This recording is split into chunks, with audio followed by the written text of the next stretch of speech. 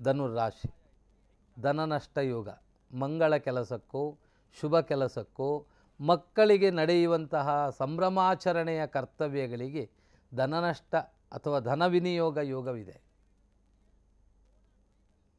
ಆರ್ಥಿಕ ಸ್ಥಿತಿಯ ಪ್ರಗತಿ ಇದೆ.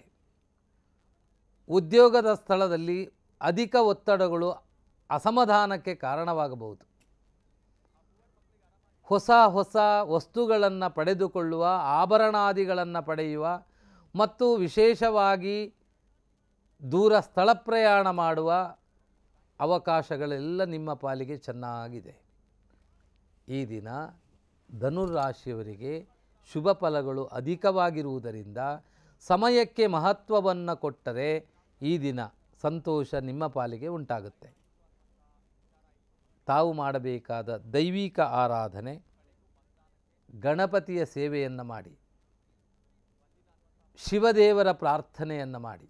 ಮಕರ ರಾಶಿ, ನಿಮಗೆ ಈ ದಿನ ಸಂತೋಷಭರಿತವಾದಂತಹ ಸಮಯ.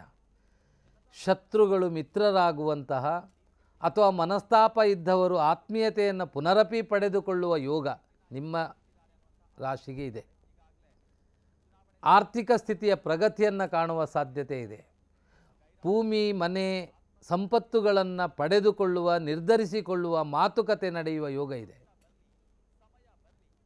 ವ್ಯಾಪಾರಸ್ಥರಿಗೆ ಅಭಿಷ್ಟ ಫಲಗಳು ಉಂಟಾಗುವ ಸಾಧ್ಯತೆ ಇದೆ.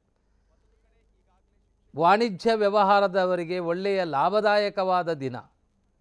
ನಿಮ್ಮ ನಿರ್ಧಾರವು ಅತಿ ಸೂಕ್ಷ್ಮವಾದ ಸಂಪತ್ತನ್ನು ಅನಿರೀಕ್ಷಿತ ಪಡೆದುಕೊಳ್ಳುವ ಯೋಗಗಳು ಮಕರ ರಾಶಿಯವರಿಗೆ ಈ ದಿನ ಚೆನ್ನಾಗಿದೆ. ಸಮಯ ಆಲಸ್ಯವನ್ನು ಬಿಡಬೇಕು, ಸಮಯಕ್ಕೆ ಹೆಚ್ಚಿನ ಮಹತ್ವ ಕೊಡಬೇಕು. ಅದಲ್ಲದೆ ಸಾಧನೆಯನ್ನು ಮಾಡಿದರೆ ಸಂತೋಷದ ದಿನ ನಿಮ್ಮ ಪಾಲಿಗೆ ಉಂಟಾಗುತ್ತೆ. ತಾವು ಮಹಾಲಕ್ಷ್ಮಿಯ ಆರಾಧನೆಯನ್ನು, ಶಿವದೇವರ ಪ್ರಾರ್ಥನೆಯನ್ನು ಮಾಡುವುದರಿಂದ ಒಳ್ಳೆಯ ಫಲ ನಿಮ್ಮ ಪಾಲಿಗೆ ಉಂಟಾಗುತ್ತೆ.